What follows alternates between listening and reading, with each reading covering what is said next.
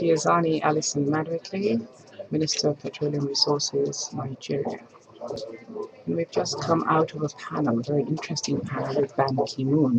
where we discussed the issue of ending energy poverty. And the obvious core principle of that is ensuring that in all countries um,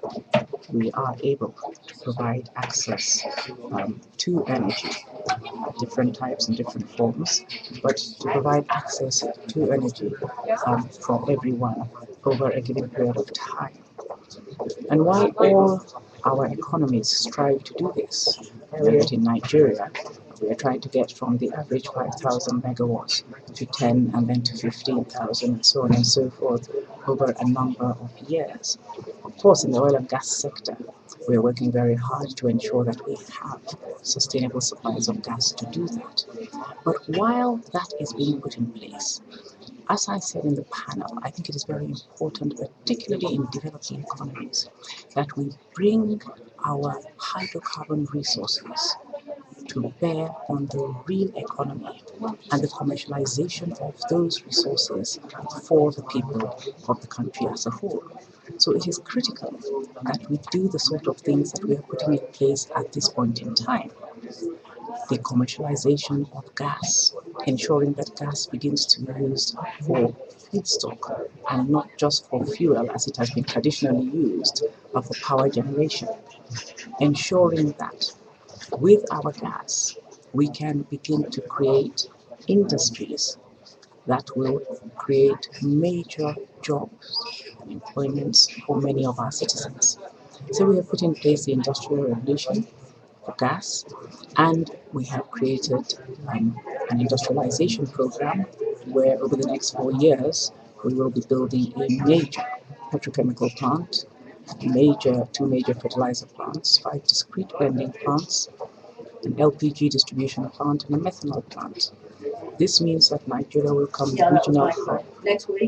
for gas-based industrializations and the products of that. But it also means that capacity building will be taken to an all-time high,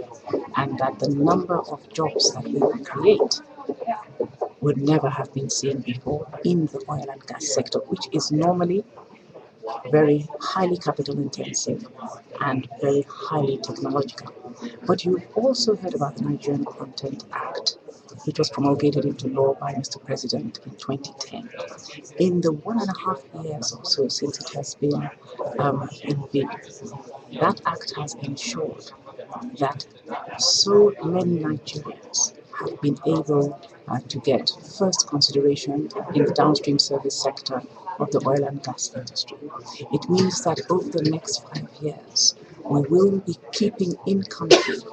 at least 10 of the $20 billion that was going out of the country annually to bring in service components for the oil and gas industry. So as we speak,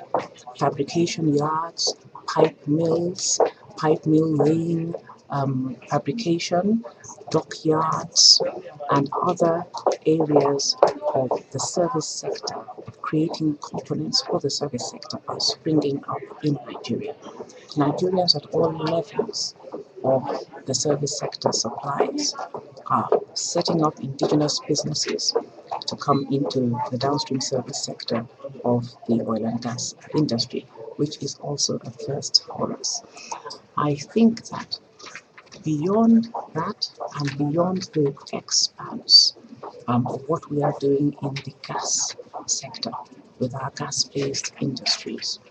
we are trying to ensure that we support indigenous operators to begin to take their rightful place in the oil and gas sector. And I would like to think that Nigeria, over the next 5 years, will, with the various enablers that we are putting in place for investors across the board, both in downstream, midstream, and upstream, to come in and partner with our indigenous marketers and operators, that it will begin to be not only the destination of choice for the oil and gas sector, that our oil and gas sector will become much more creative and a much more exciting place for all Nigerians, but above all, that it will begin to create the quantum of jobs that it needs to create for the economy.